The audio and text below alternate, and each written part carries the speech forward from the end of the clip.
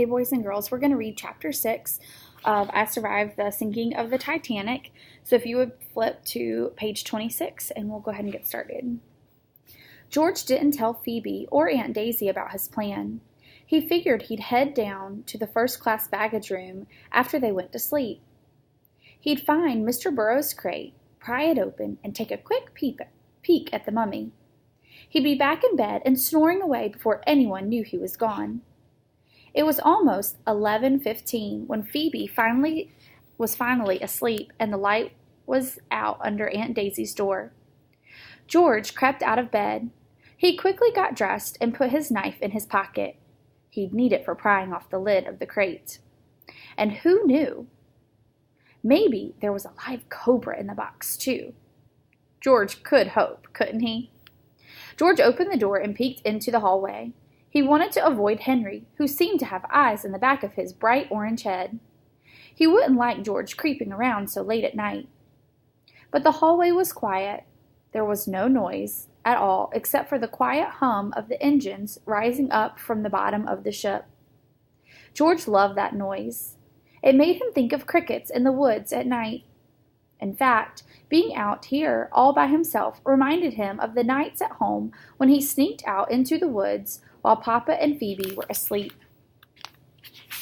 He'd head out when his mind was filled with restless thoughts about why Papa was always mad at him, or why he didn't try harder in school.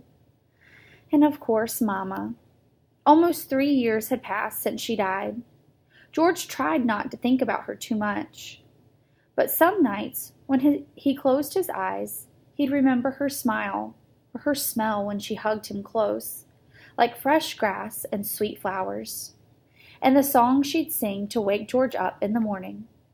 Awake, awake, it's now daybreak, but don't forget your dreams.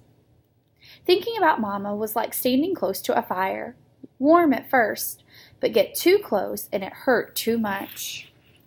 Much better to stay clear of those thoughts. Nothing cleared George's mind quicker than being in the woods. He never stayed out for more than an hour or two, except for that night back in October. George was heading back toward home when he heard a terrible sound, like a little girl screaming. He turned around, and in the dark distance, he saw 2 glowing yellow eyes. Some old-timers said there were black panthers in the woods, but George never believed it. But as the yellow eyes got closer, George could see the outline of a huge cat with 2 glistening fangs. George told himself not to run. He knew he'd never outrun the panther. But he couldn't help it. He ran as fast as he could. Branches cut his face, but he didn't slow down. Any second, the panther would leap up and tackle George. Its claws would tear him apart. George could feel the cat right behind him. He could smell its breath like rotting meat. George grabbed a fallen branch. He turned and waved it in front of him. The panther lunged and grabbed the branch in its jaws. George let go of the stick and scrambled up a tree, climbing as high as he could go. The cat dropped the branch and came after him like a shadow with glowing eyes. George pulled out his knife. He waited until the cat's front paws were on the small branch just below him, and then, with all his might, he chopped at the branch with his knife. Crack! The branch broke free. The giant cat tumbled through the air, screaming and crashing through the branches, and then hit the ground with a thud. There was silence. And then the cat stood up. It looked up at George for a long moment, and it turned and walked slowly back into the woods. George stayed in the tree until it was just about light, and made it into bed just before Papa woke up.